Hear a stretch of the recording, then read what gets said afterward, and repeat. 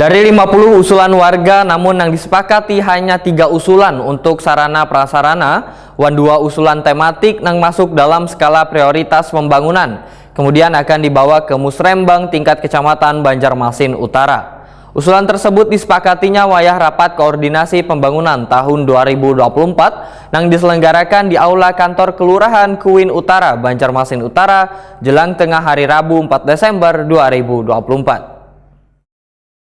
Dari 50 usulan warga nang hanya disepakati 3 usulan untuk sarana prasarana, 2 usulan tematik nang masuk dalam skala prioritas pembangunan. Kemudian akan dibawa ke Musrembang tingkat Kecamatan Banjarmasin Utara. Usulan tersebut disepakatinya wayah rapat koordinasi pembangunan tahun 2024 yang diselenggarakan di Aula Kantor Kelurahan Kuin Utara, Banjarmasin Utara, jelang tengah hari Rabu 4 Desember 2024.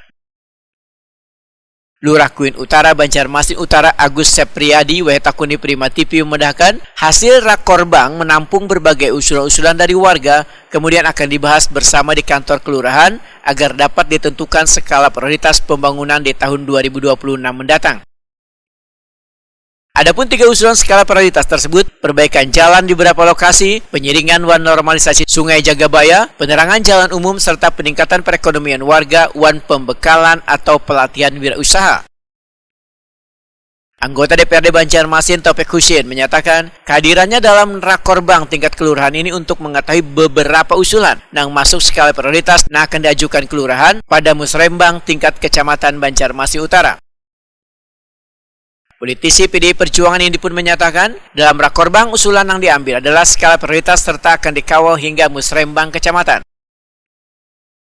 Terkait usulan yang kada masuk dalam rakorbang, Taufik Husin menyatakan akan mencoba mengawal di reses nanti.